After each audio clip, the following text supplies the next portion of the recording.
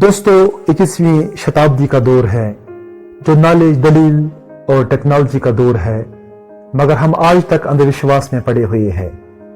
इस अंधविश्वास से जुड़ी बहुत सी चीजें हमसे वाबस्ता हो गई है, जैसे काली बिल्ली अगर रास्ता काट ले तो कोई जिस काम के लिए निकला है उसमें मुश्किल पेश आ सकती है, या फिर दाई आंख फटक रही है तो मुसीबत आने वाली है, हाथ में खारिश हो तो पैसे आने की निशानी होती है, तलवे में खारिश हो तो सफर दरपेश होने की निशानी करार पाती है।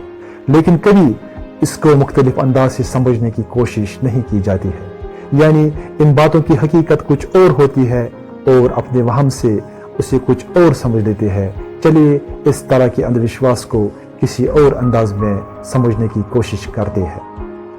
काली बिल्ली रास्ता काटे तो पनौती होगी। काली बिल्ली रास्ता काट ले तो हम उलझन में पड़ जाते हैं कि आगे चलकर न जाने क्या पनौती पेश आने वाली है। हो सकता है कि हम उस दिन अपना प्रोग्राम ही बदल डालेंगे। अरे भाई बिल्ली है, इसका काम ही रास्ते में आना है। अगर ऐसा असल में होने लगा तो फिर रोज हजारों में एक्सीडेंट्स होने लगेंगे। हमारा ख्याल है कि पुराने जमाने में कोई शख्स घर से निकला होगा कि आगे से कोई बेचारी काली बिल्ली आ गई होगी, आगे चलकर उसके साथ कोई एक्सीडेंट पेश आ गया तो उसने सारा इल्जाम बिल्ली के सर पर धर दिया।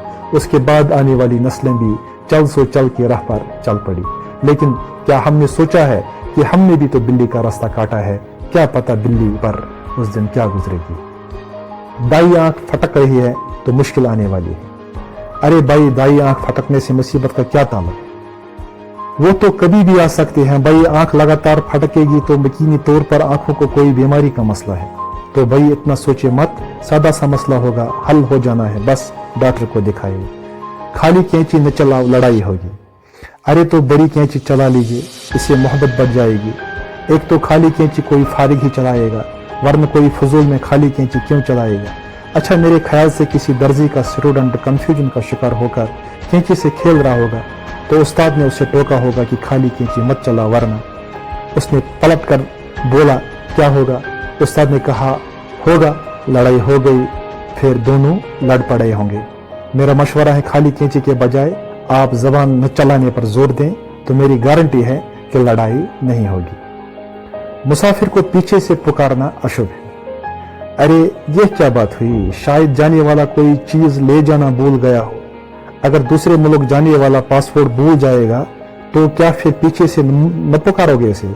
या फिर गाड़ी की चाबी भूल जाए या फिर बटवा भूल जाए, मतलब वो बाहर जाके बेशक जलील हो जाए, लेकिन पीछे से आवाज नहीं देना वरना अशुभ हो जाएगा। अजीब बात है यारो। हथेली में खारिश हो तो पैसे आने वाले हैं।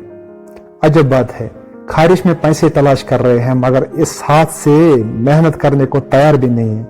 मेरे ख्याल से इस वहम के पीछे बहुत अच्छा ख्याल है और शायद सही भी हो।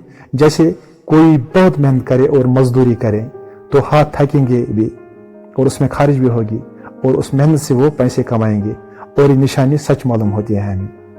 कोई घर से निकले तो झाड़ू नहीं देते। अरे हमारे घरों में काम उसी वक्त होता है कि जब घर के मर्द सुबह सवेरे अपने काम धंधों पर चले जाते हैं और फिर घर में सफाई सुथराई का सिलसिला शुरू हो जाता है, वरना सुबह सवेरे या फिर रात को भला कौन सफाई करता है। बच्चे स्कूल चले जाए, बड़े दफ्तर चले जाए, तभी तो घर में सफाई होती है। अब सुबह सबके जाने से पहले भला कौन सफाई करेगा और शाम को सबके आने के बाद भला कौन करेगा। तलवे में खारिश सफर दरपेश होने की अलामत है। भाई एक तो वहम, ऊपर से कंफ्यूज वहम, बंदा कंफ्यूज ही होगा ना। अच्छा, सफर कौन सा वाला? हर शख्स रोज किसी न किसी शक्ल में सफर करता है। कुछ लोग अपने कमरे से दूसरे कमरे तक जाने को भी सफर मान सकते हैं, या फिर रोजाना दफ्तर जाना या सामान ले जाना भी तो सफर में ही शुमार होगा। कम से कम अगर कुछ तो वहम पालना ही ठहरा तो कम से कम विस्तार से होना चाहिए ना। आज के लिए इतना ही काफी दोस्तों, थैंक यू।